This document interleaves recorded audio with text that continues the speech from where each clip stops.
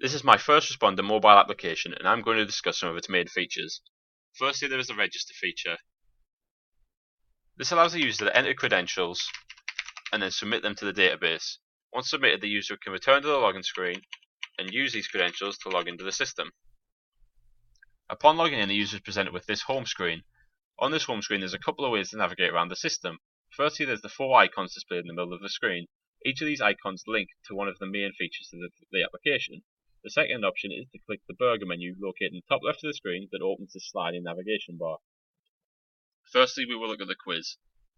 The quiz is one of the key educational features of this application. As can be seen, the quiz displays to the user a question with 3 possible answers to choose from. In order to select an answer, the user simply clicks on a radio button corresponding to the answer they wish to select. Once they are happy with the answer they've selected, they click the Submit Answer button. The user is then presented with the next question. However, this quiz also has some added interactivity. First of all, there's the Help button. This Help button displays a text-based clue to the user. However, it does not display correctly on this PC emulator. It does display correctly on a physical form, which is what this application was developed for. Each of these hints are unique to each question. The next type of clue that the user can get is by clicking the Get Clue button. This highlights a keyword in the question as blue in order to help the user know what to look out for. The last interactivity is clicking the 50-50 button. This will remove one of the wrong answers, making it easy for the user to get the answer correct.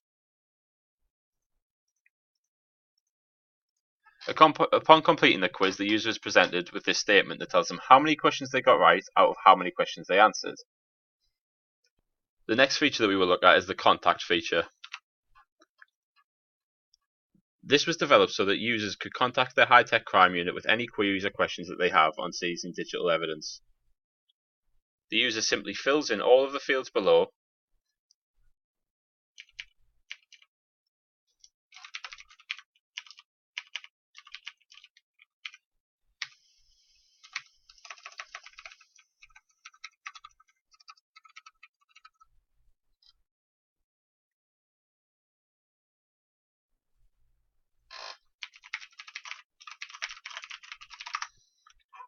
Upon entering all these details, the user then simply clicks the Submit button. Upon hitting the Submit button, all the data is inputted into a database. This database can be accessed externally away from the application, meaning the high-tech crime unit could have access to this database and then answer the queries. The next section of the application that we will look at is the Learning Center.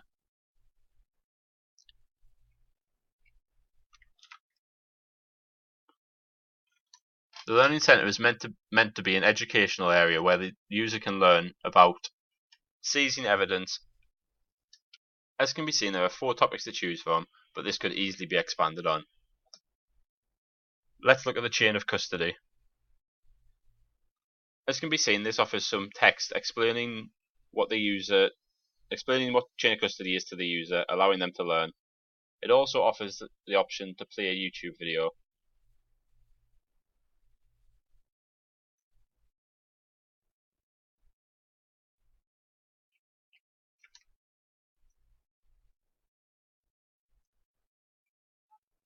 Chain of custody, bagging, and integrity all share the same format of text and YouTube video. However, the critical events page is slightly different. Due to critical events being about Twitter feeds, Northumbria Police's Twitter feed has been included into this section of the application in order to display how critical events might work. The final section and the core section of this application that we will speak about is the seizure section. This section is aimed to provide guidance on the seizure of digital devices when in a crime scene. Firstly, the user is presented with 3 options to choose from based on what they are trying to seize: personal computer, laptop, and mobile phone. Upon selecting one of these options, the user is then prompted with a question. For example, is the laptop currently turned on? The user simply has to answer yes or no based on the state of the device. However, this page also has some interactivity. The image can be clicked to change in order to represent an image equal to each answer. Also, there is an extra information button which provides a pop-up as shown. The idea of these pop-ups is to display the necessity of each step to the user without overloading them with information in text. So when the user answers the question, they are then presented with an instruction page. This instruction page presents them with text based on the answer they've selected. So as can be seen, it is telling the user to maintain power to the laptop, make accurate notes, and if power could be lost soon, explain why, among other things. So the user simply has to click next step when they've completed all these instructions. However, more interactivity has been added here in order to provide a checklist for the user. Once the user has completed one of the instructions, they can simply click it and it will slide up, disappearing from the page.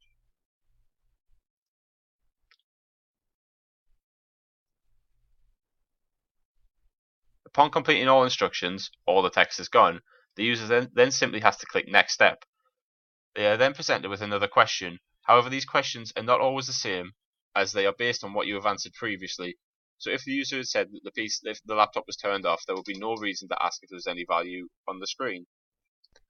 So all that is left to do is to answer the questions provided to the user, and then follow the instructions based on their answer.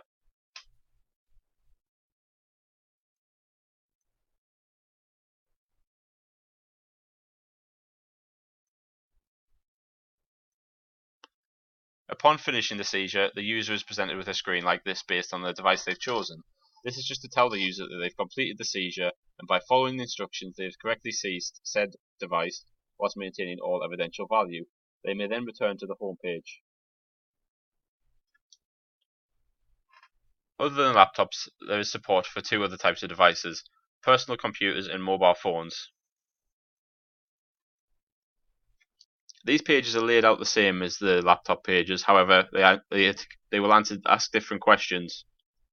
So, for example, on mobile phone, it might ask if the mobile is locked. And based on the answer, again, the user will receive instructions on what to do. The user simply answers the questions